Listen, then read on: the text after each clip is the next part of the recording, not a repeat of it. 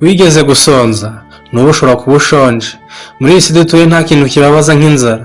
Inzara nicyo kintu cyonyine umuntu wese ashobora kuba atinya, akaba yakora atabanje gutekereza ku ngaruka z'ibyo agiye gukora. Inzara iri mu bintu bituma umuntu yarambika hasi icyubahiro afite akarwana nayo. Twese turayigira. Turabasuhuje. Iki ni ikiganiro Sobanukirwa, mugikurikira kuri telefoni ndetse na memoire kadi zanyu buri munsi mu gihe cyose mushakiye kucyumva. Njye ukibagezaho ni Mukamasabo Happy, sinjye gusa afatanije na Eric Gasabato. Tubahaye ikaze. mu mwaka w'1789 ubwo habagaho impinduramatwara mu Bufaransa, kimwe mu bintu byahiteye ni inzara bikomotse ku kuzamuka kw'ibiciro. Kuzamuka kw'ibiciro biri mu bintu bitera ibihugu byinshi kurindimuka bikagwa hasi ku butaka iyo bitabashije gukontorora ibiciro. Ku rundi ruhande, igihugu cyabashije gukontorora ibiciro ku masoko kibaho neza ndetse n'abaturage bacyo bakabaho neza. Nyuma ya COVID-19 ibiciro by'ibintu byose byariyongereye. Nkaho ibyo bidahagije, hiyongeraho intambara y'Urusiya na Ukraine igikomeje. N'ubu tuvugana Putin na Zelensky baracyarebana y'ingwe. Iyi ntambara yatumye ibiciro bizamuka bigera aho byageze twese tuzi. Mu buryo bumwe cyangwa ubundi, iyi ntambara ishobora kuba yaragizeho ingaruka nke cyangwa nyinshi. Imyenda, inkweto, ibyo kurya, amacumbi ndetse n'umutekano byahenze kurusha ikindi gihe cyose. Igiciro cy'ubuzima kirahenze. Birasa nk'aho abantu nta cyizere cy'ubuzima bafite. Tekereza nk'ubu ngubu, haramutse hari umuntu cyangwa ukuntu hakishyurwa bimwe by'ibanze dukenera, tukajya tubikoresha ku buntu, ku gihe dushakiye ndetse no ku ngano tubishakaho. Birumvikana nk'icyifuzo, ariko birashoboka kandi byarakozwe. Reka tubivugeho. Tekereza nk'ubu ngubu uramutse uri umubyeyi ufite abana batatu, hakaza umuntu akubwira ko umwe muri abo bana agiye kumutanga akajyanwa aho atazongera kumubona. Ese uri umubyeyi wabyemera ugatandukana n'umwana wawe? Ese ubaye uri uwo mwana wabyemera ugatandukana n'ababyeyi bawe? Igisubizo ni oya. Kugira ngo wumve iyi ngingo, banza wumve iyi nkuru. Umugabo yarimo atembera mu mujyi, nyuma aza kumva urusaku hafi ye rusa nk'urw'inyoni. Agiye kureba, ibyo abonye bimutera ubwoba ndetse n'agahinda kenshi. Yaje gusanga umwana w'imyaka 13 yafashe inyoni azishyira mu gikarito.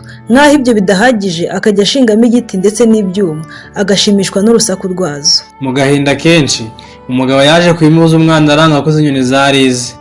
Nyuma umugabo yaje kumusaba kuzimugurisha, amuca amafaranga menshi ariko arayamuha zireka ziragenda. Agerageje kubabwira inkuru ndende, ariko muraza kubisobanukirwa neza. Salvation cyangwa agakiza ni igihe mu by'ukuri uba ugeze ahantu bigusaba igiciro wowe udafite. Mu buryo bw'igitangaza hakaboneka ushobora kugutangira ibyo usabwa gutanga kugira ngo ubeho. Icyo nicyo cyitwa gucungurwa. Kiremwa muntu nyuma yo gukora icyaha cyagombaga gupfa, ku ingaruka y'icyaha ni urupfu. Kugira ngo tubeho byasabaga igiciro gihenze cyane, byasabaga ibyo twebwe ubwacu tudafite.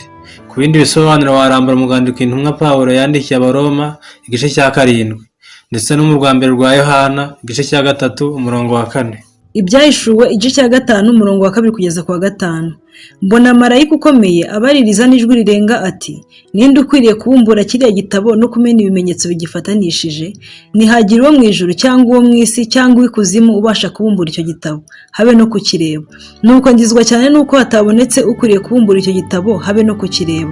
Umwe muri ba bakuru arambwira ati, wirira, dore intare yo mu muryango wa Yuda n'igishyitsi cya Dawidi aranesheje, ngo abumbure igitabo amena ibimenyetso 7 bigifatanije. Mu mwaka wa 31, umusore witwa Yesu Kirisito, mu bwitange n'urukundo rwinshi adukunda, yemeye kwishyura ibyo twasabwaga byose kugira ngo tubone ibyo twari dukeneye, tubibone mu gihe tubyifuza, ku buntu ndetse no ku ngano tubishakaho.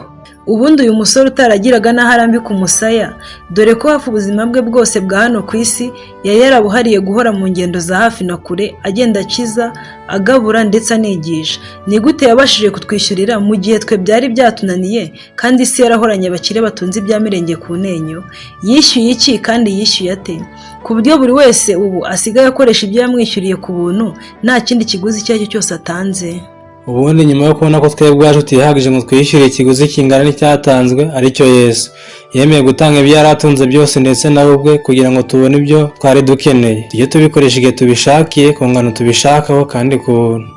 Imana nka data wa twese, njye wowe n'abandi, umuntu amaze kwicukurira imva akora icyaha akishe itegeko ry'Imana, icyari gikurikiye rwari urupfu rw'iteka ryose.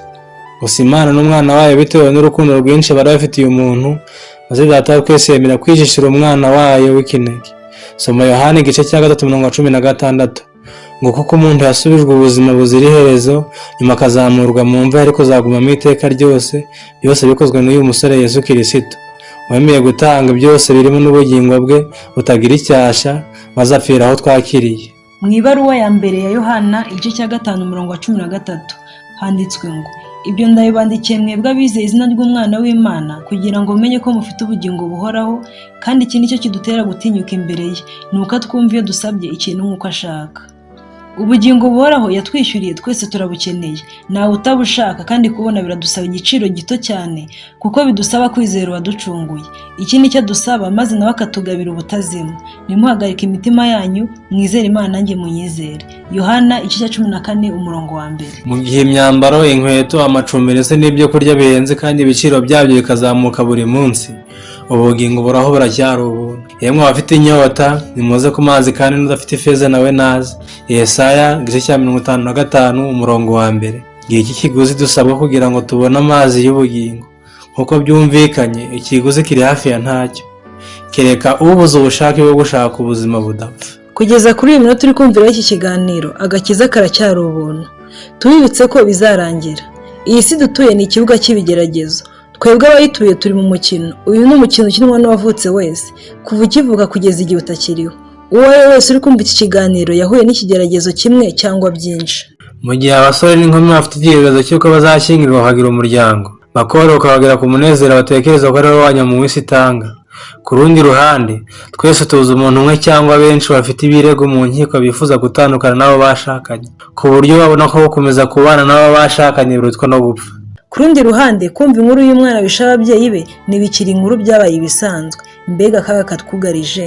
Mu gitabo cy'ibyahishuwe igice cya 12 umurongo wa 12 haranditse ngo, nuko rero wajuriwe namwe abaririmo nimwishime munezerwe, nawe wasiwe nawe wanyanja we mukushishana, kuko Satani yabamanukiye afite umujinya mwinshi, kandi azi ko afite igihe gitoya. Muribuka tuvuga ku mukino w'ibigeragezo.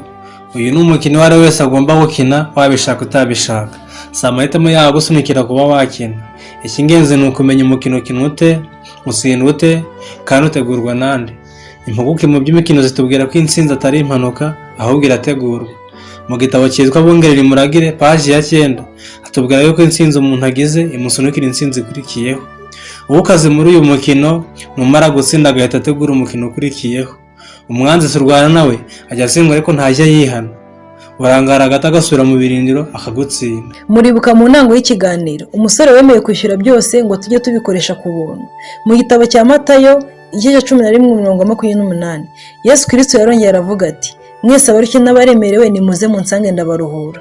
Kandi ibi birumvikana, twese turarushye. Ariko mbere yo kumva urushye, banza wumve iyi nkuru. Tekereza nk'ubu ngubu umubyeyi ari gutuma umwana w'imyaka 4 umufuka w'130. Birumvikana nk'icyifuzo nk'ibidashoboka. Nubwo twese tubizi, nta mwana ungana utwe washobora 130. Ariko mu kanya nkaho guhumbya, umwana w'imyaka 4 abazanye umufuka w'130, gusa nta kintu cyari kiwurimo. Twese ku isi turarushye. Indwara, inzara, urupfu ndetse n'ibindi bituma duhora mu mvune n'umubabaro. Umukino w'ibigaragaza watumye umwana w'imyaka 4 ashobora kuzana umufuka w'130. Nuko ibiremereza byari byakuwemo. Natwe bisa n'ibyo, hari umugabo twishyurira ibituvuna kugira ngo tubashe kuba twaruhuka. Yakuye ibitemerera mu mifuka yacu ngo tworoherwe. Muramwibuka Yesu Kristo mu mwaka wa 31. Icyo dusabwa ni ukumwizera, ibidashoboka biba mu mitwe yacu gusa. Inama y'agakiza yonyine niyo yatumye bishoboka ko umuntu yongera kwiyunga n'Imana, kandi akabasha kumvira amategeko yayo. Ndetse umuntu n'isi bibasha gucungurwa mu buryo bwuzuye, bikurwa mu butware bw'umubi wari umaze kwigarurira umuntu n'isi muri rusange. Satani yongeye gutsindwa, maze asubira mu birindiro, arisuganya, noneho yitabaza ibinyoma kugira ngo gutsindwa kwe aguhinduremo intsinzi. Kugira ngo azane umwuka wo kwigomeka mu bantu bacumuye, yerekanye ko Imana ibera bitewe n'uko ngo yemerewe umuntu kwica amategeko yayo. Umushukanyi yoshya abantu kwibaza bati, ubwo Imana yari izi ingaruka zizabaho, kuki yemerewe umuntu kugeragezwa agakora icyaha kandi akagera mu makuba ndetse n'urupfu? Bene Adamu iyo bagiye imbabazi nyinshi bagiriwe zahaye umuntu andi mahirwe. Ibitabo gitambo gitangaje kandi gikomeye umwami ijuru yatanze kubera kwigomeka kwa Satani, maze batega amatwi umushukanyi. Ibintu bimwe rukumba yakobakiza akabakura mu mbaraga irimbura ya Satani. Muri iki gihe hari abantu ibihumbi byinshi basubira muri uko kwinubira Imana kuzuye ubwigomeke. Ntabwo umugambi w'Imana ari uguhata ubushake bw'umuntu. Umuntu yaremwe afite umudendezo wo kwihitiramo icyo ashaka, kimwe n'abaturage bandi masi yose. Kumvira ko ugomba kugeragezwa. nta kigaragazo cyangwa ishuko cyemerwa kumugeraho adashobora gutsinda. Imana yatanze ibishoboka byose kugira ngo umuntu ntabashe gutsindwa mu ntambara arwana na Satani. Uko abantu biyongera, hafi y'abaturage bose b'isi bagiye mu ruhande rw'ingabo zigometse. Nanone Satani yongeye kuba nk'utsinze, ariko imbaraga zishobora byose zongeye gukoma ubugome mu nkokora, bityo umwuzure weza isi ho guhindana kwayo mu mico mbonera. Umuhanuzi aravuga ati, iyo amategeko yaba ari mu isi, abaturage bo ku isi biga gukiranuka. Yesaya 26:9. Umusozo w'iki kiganiro ni uyu nguyu. Mbere y'uko tugisoza, reka noneho tuvuge ku buzima. Kandi Imana irababwira iti, dore mbahaye ibimera byose byera imbuto biri mu isi yose, n'igiti cyose gifite imbuto zirimo utubuto twacyo bizaba ibyo kurya byanyu. Kandi inyamaswa yose yo mu isi n'inyoni n'ibisiga byo mu kirere n'ikintu cyose gikururuka ku isi gifite ubugingo, bihaye ibimera bibisi byose ngo bibe ibyo kurya byabyo. Itangiriro igice cya mbere umurongo 29 kugeza kuri 30. Imana yari izi neza aho kugira ngo umubiri w'umuntu umere neza nuko yagombaga kurya ibyo kurya bibisi, ariko kubwo icyaha cyaje mu isi biba ngombwa ko bimwe mu biribwa bibanza gutekwa mbere yo kuribwa.